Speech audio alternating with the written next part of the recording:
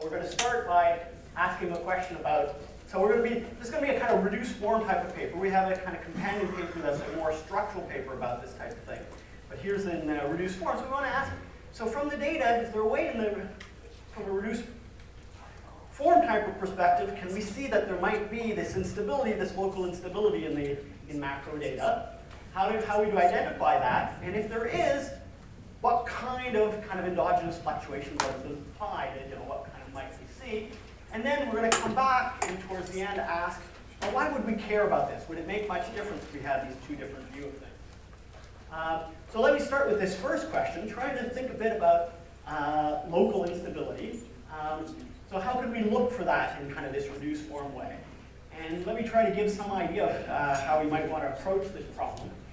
So think about x as being some variable, kind of cyclical measure of activity, maybe like the unemployment rate. These are the things I'll be bringing back, hours of work. And at first pass, you might think, okay, well, we kind of have this variable, and what we do usually, we might kind of run an ARMA model on it or an AR model, and then we look at, what are the kind of roots of that system? Do the roots kind of suggest it's quite stable? And suppose if we have roots that are smaller than 1 suggesting it's quite stable, we don't think there's much of a problem. It looks like nice and stable. Or we kind of say, well, the roots might be getting close to 1. We start worrying about being unit roots. In general, when we're looking at it in that perspective, we don't really think about roots that might be greater than 1, which would be explosive behavior, because we're not seeing the economy kind of explode. On the flip side, what I want you to think about is the following. So let me think for a second at a slightly different model, which has a lot of linear part, but might have some nonlinear term in it. Okay? And think about this nonlinear term, and I'm normalizing everything here so that I have a zero steady state. And you might think this nonlinear term is not very important in the sense that this alpha in front might be very small. Okay? So here, so this system would still have a zero steady state. And the roots of this around the zero steady state would still only depend on kind of the linear part. So if you think about that, and we're taking a linear approximation, you might think, it doesn't matter, we can kind of forget the nonlinear part, and we should, it seems pretty okay, and that's what we usually do if we think this is not very important. But the first thing I want to kind of illustrate is this idea that if the system happens to be locally unstable, that's really a bad way of doing things. So let me take an example. So let me just take a simple example. I'm just going to generate some data. Here it just turned out we have an AR3 on this, and I'm putting in a small amount of a negative cubic term there. Okay? So this has a zero steady state. The local dynamics are still run by the kind of implied eigenvalues of the system in the AL. And let's just look at what happens as we change that autoregressive part, moving from having a locally stable system to being locally unstable, okay?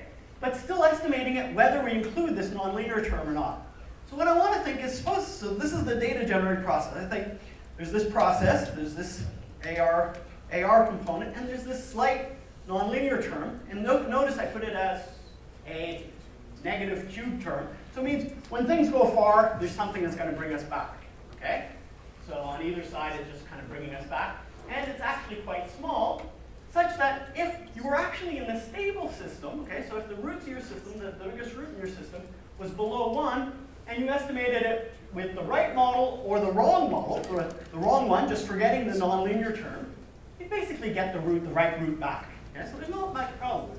But once it kind of becomes where your kind of biggest root actually goes above 1, so that this system becomes locally unstable, well, what's the data going to throw you back if you estimate it looking at it through a linear context? It's going to throw you back a root that's, the top root is always going to be found below 1, and it's going to be biased more and more as you get into this range where this maximum root is greater than 1. Even if this system is, if this nonlinear term could be very, very small and not important, this kind of can still create this bias. And why is it creating the bias? Is your linear approximation is not right, because the system is locally unstable, so the data is pushing it away. So you can't take that linear approximation even if, to try to evaluate those roots. So even if you want to estimate these roots, you might have to take care of that point. So that gives us an idea of how we might want to look at things. Okay.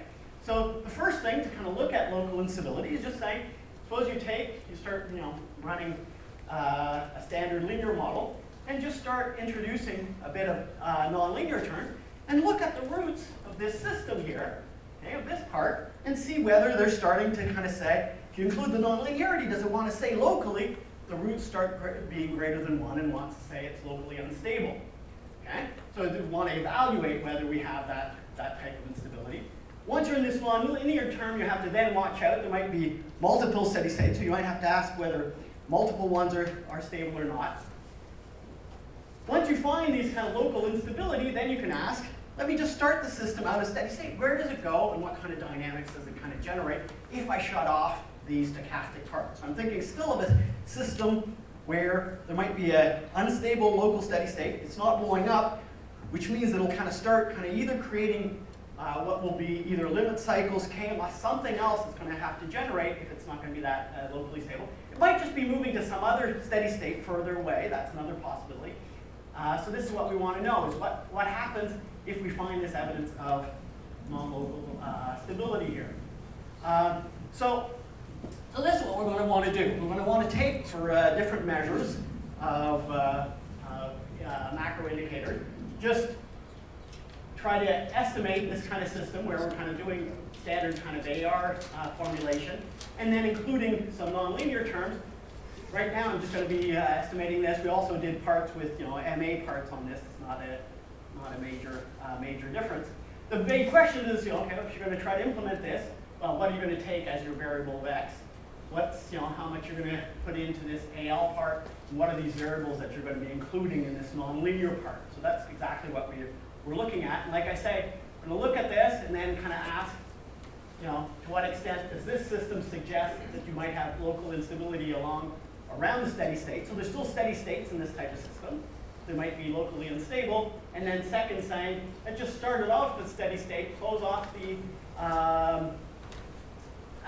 stochastic part, and just see what happens and what kind of dynamics is in the plot.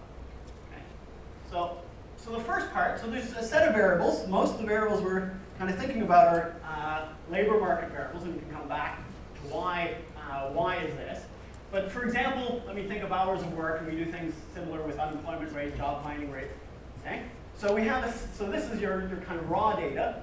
We are kind of removing from the beginning, we're removing this kind of low frequency trend that we know on the kind of that's moved over the last 50, 60 years, which is and this is our cyclical component. So we're starting this as our variable of interest as one example of the cyclical component in this hour's work. Notice we're kind of removing a trend that's quite low frequency here, trying to keep as much stuff in here as possible. Okay, now that's going to be a kind of X, and you can do that for unemployment or job finding rates or other variables. And the question is, what are we going to be estimating? Okay, so here what we have is going to be estimating. I want to allow, at least we know kind of a lot of these variables are well captured by AR2, so we wanted to keep an AR2 at least a structure. And what we're also including is something that's accumulating here. This was in kind of our structural work, was suggesting wanted to keep something that was kind of telling us something about the long history of what's happening. So we have this kind of discounted stuff. This is where we're kind of including all these linear terms. And then in here, we're including these three terms up to a third order polynomial of that. And that's kind of the biggest model we have. And then we do different things to kind of reduce it down. Okay? What are the type of results we find?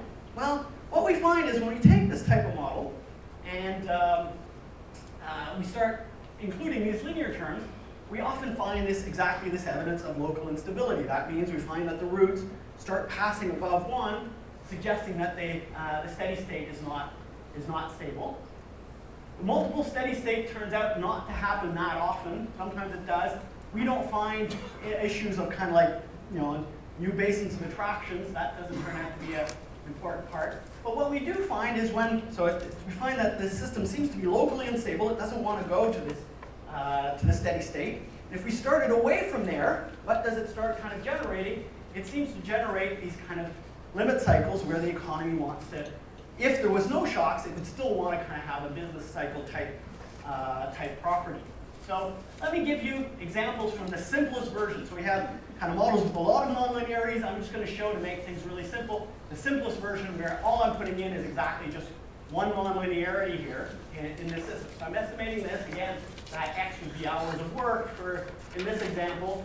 And I'm going to be allowing for one nonlinearity. I'll show it when I'm not putting this in. I'll put it in, and we'll see what happens. Okay. So what happens here? So this is like the model if I don't put any nonlinearity. And more or less, you can just do the addition of the two coefficients here to figure out whether the system looks stable or not, more or less. So it's kind of like, this coefficient being, this plus this gives you something below 1, kind of close to 0.96, and that's actually what turns out to be the biggest root of this system. So it's kind of getting close to 1, but it's not above 1. You put in this nonlinearity, and what happens is, you see these things kind of change here, and this becomes bigger than this, and this starts indicating local instability. Okay? So we're moving there, and just allowing this seems to kind of want to move those roots up, which again, when I showed that initial graph, that's kind of the indication that might be you should start worrying about local instability. As you just introduce nonlinearities, if your roots start growing, might not want to only think that we have unit roots, but might want to think we have this local instability type thing. So what happens when we kind of start it? So here's the phase diagram. So this is the equivalent of the phase diagram. This is my state space of this system, and you're just starting somewhere. So here's a particular starting point. So there's the steady state here is my structure is very close to 0, okay? And we're starting it 2 times, one's kind of close to the steady state, one far away. And what does the system want to do in terms of the dynamics, like the transitional dynamics of this system? They converge to this type of movement. So you start getting within, just start the system, and it doesn't want to go to the steady state. Like I said, the roots at the steady state, the biggest one is a bit greater than 1, so it's not going to want to attract there. It moves out, but these nonlinearities stop it from exploding, and it converges to this either by starting outside or starting inside. Now, it could have had a chaotic type behavior. It could have had a different thing. What it tends to do is this type of limit cycle type behavior in there. Just to give you an idea, so there's different models that we're estimating more like with the whole third order polynomial in there that kind of gives us 15 terms. Then we do different things of kind of reducing that down. The smallest one is what we're calling the minimal one, as I just showed you the estimates. I'm giving this kind of limit cycle. These are different limit cycles. Jonathan was suggesting we do things, choosing these models by using a lasso technique. It's one of these. It's this one here. But they're kind of all giving the same thing. They start appearing these type of limit cycles type behavior off what we're just estimating. All we're doing is just estimating the equation, allowing from some nonlinear terms, and then checking if it's locally unstable, and then starting it out of steady state and where it converges and converges to this. Now, how big are these cycles? What kind of cycles are they kind of suggesting? So this is back to the data that's being put in here, okay? And this is just an example of starting it out of a steady state and then just seeing the system in its kind of time path here. Okay, so it's a little bit bigger at the beginning, and then it starts converging here. And this is the limit cycle that seems to be implied by the model, which would be saying, even if you didn't have any shocks here, the system might want to continue moving of about this type of amplitude. Now notice that this type of thinking isn't telling you that there's a deterministic cycle in the system. It's not like the system moves around here and just gets shocked around this. When you're going to shock the system, it's going to affect all this. So what happens in this, you can think about it as there's different ways of thinking about the uncertainty here. As you're going to move over time, it's going to be less and less predictable where you're going to be going. But this is still saying that in your system, you have this kind of endogenous forces. Okay? So that's just coming off the deterministic system when we're just shutting it down and looking at what happens. Okay? Now, one of the things that this relies on to get all this is nonlinearity. But we often think, geez, nonlinearities are really not very big in the data. And that's actually exactly what we're finding. We're finding very small nonlinearities. So here, if you think about plotting what I just was estimating, just the nonlinearity from H to H3 it's kind of this is the relationship. This is the data span. The nonlinearity is very small, but it's enough to change the way we see the dynamic. Now what it's doing is because it's kind of allowing a root that's greater than 1 to appear, but it's not a lot bigger than 1. So it's not moving out very quickly. So it doesn't take much force to move things back in. but it's giving this kind of different view of things. Okay. So robustness. So we do a lot of things in the paper, and we find this sometimes. We don't find it other times. We find it with quite a few labor market variables. There's kind of issues that arrive. What we find is almost all the time when we include these nonlinear terms, it really tends to increase the roots of the system, going often above 1, or at least very close to 1. We actually think, we kind of give some Monte Carlo of what we're doing. Could we be picking up these things for the wrong reasons? Actually, if anything, our Monte Carlo seems to suggest it's a low-powered way of doing things. That if anything, we're not picking up as much as there might be in the data. We look at certain other countries. And then there's questions. We also do some things with quantity variables. There's issues there that also support in Monte Carlo why quantity variables might be a bit more difficult to detect this. And the easy way to think about it is you might have this force that's kind of like a stationary force. When you think about the quantity variables, it's like throwing off on top of it a TFP process that's non-stationary. Kind of disentangling those two is just much more difficult. Okay, so why should we care? Well, one of the reasons we might want to care about this is it might mean a different thing about how we think about policy. Okay? So here I'm going to ask, I want to think for a moment, suppose I took that system and I could just control the variance, and I could kind of reduce the variance of shocks and think about how different it would be if I'm in the linear world versus this nonlinear world. Obviously what I'm doing is subject to the Lucas critique. I'm just taking the model as a structural object and changing a variance, and these nonlinearities might not be invariant to that, but I'm still going to do this type of exercise. What you can do in this model, well, first of all, you learn that to reduce the variance of shocks, it's not even clear it even reduces the variance of the output measure as such. Okay, so I'll kind of come to that. But I think the more important thing in terms of quantitatively what we think about, what it seems to do, if you can reduce the variance of shocks in this system, what it'll tend to do is actually reduce the variance a lot less, and it changes more the frequency of things. And so this is what I'm going to try to illustrate. Yes. Okay, so this is just a plot of the variance of the output, x, relative to the standard error of x, relative to the standard error of the input, which is that epsilon. Okay, so when we're in the linear model, okay, so when I don't put any of these nonlinear terms, obviously I have this kind of linear relationship. The more I have variance of the shock, the more I have variance of output. In this type of the nonlinear model we estimate, it's not surprising it has a non-zero intercept. That's not surprising. It has a limit cycle, so even if there's no shocks, we'd still have something. What's the interesting thing is how it has a lot less slope. So it becomes a system that's a lot less sensitive to a change in the shocks. So if you change the shocks, you change the variance much less. Seeing it in terms of the spectrum of the data, so if I take that data, and so this dark line is basically the spectrum of the data that's matched by either the nonlinear model I'm estimating or the linear one. And here I'm just varying the amount of the shock to the system. What we see is in this, for example, if I'm in the linear model and I decrease the shock variance, I really decrease a lot all the variance of the system. What happens in the nonlinear model, if I decrease the shocks, what happens? It just moves over. You reduce the variance a little bit, but not much. What you really do is you change the frequency of the cycles. You're creating cycles that are a bit longer as you reduce the shock variance. And if you were just looking at the business cycle frequency, these two examples would tell you, would look like a great moderation. If you change the shocks to hitting the system, everything at business cycle frequency would look more stable.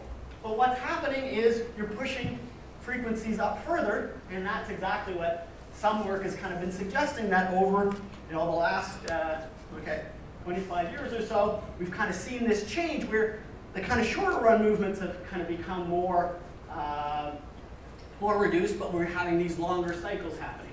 Anyways, so let me conclude with that, because I'm at 0.